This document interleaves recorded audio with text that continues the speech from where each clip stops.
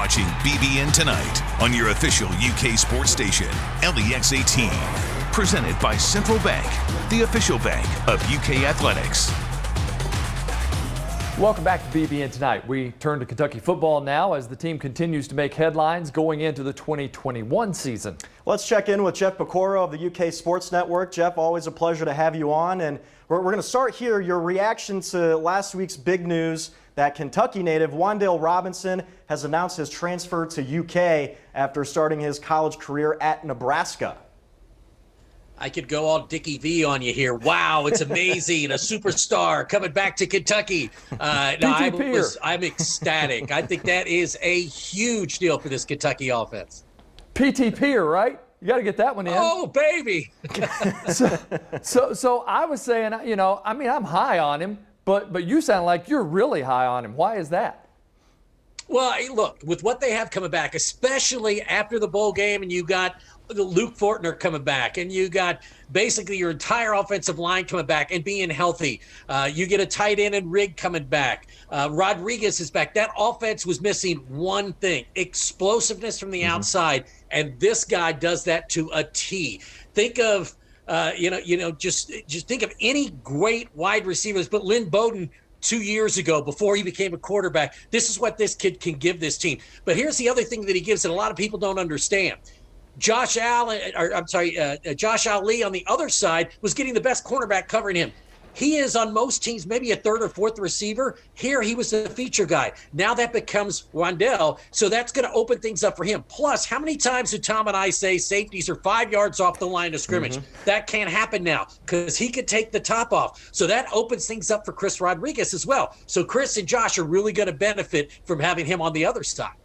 Yeah, Jeff, I also wanted to mention when I first started here a couple of years ago, watching his senior season was my first high school football game that I covered was at Western Hills.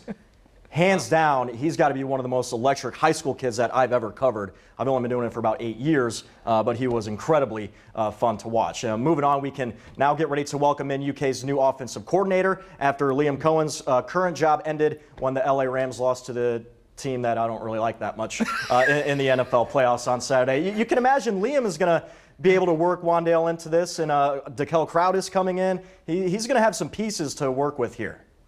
He really is. And guys, I think it's going to be real interesting because I know the quarterback question keeps coming up. Who's going to be the quarterback? I think it depends on what offense they run. If they run that LA-style offense, then I think that kind of favors Bo. If they run the RPO, the run-pass option, I think that favors Gatewood. Maybe they run a little bit of both and get both of them in there because both of them, I think, could really do different things, and both of them are really good throwing the ball down the field. And Keith, you asked me this earlier. I think this team goes down the field a lot more now. If you watch Ohio State, Alabama, all these teams, Florida, what do? They're sending 2 and 3 guys deep almost on every play.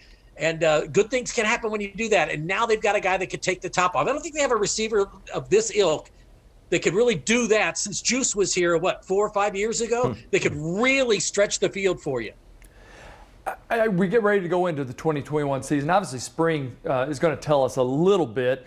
But can we get too high on this team, as you were talking about, with all of the pieces that especially came back on offense and then adding in Wan'Dale?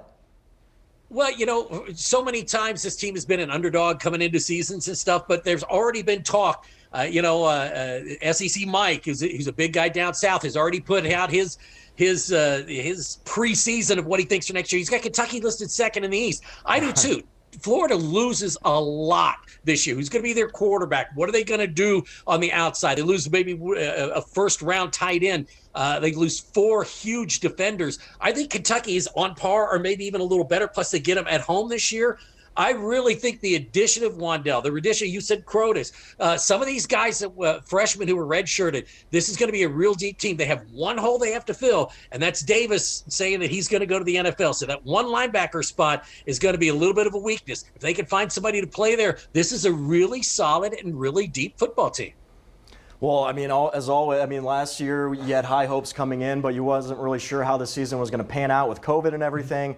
I can see, Jeff, where you're coming from and where the other experts are coming from of having this team very high on the bar to compete in the SEC. Yeah. Jeff, thank you very much for your analysis, and take care, and we'll talk soon.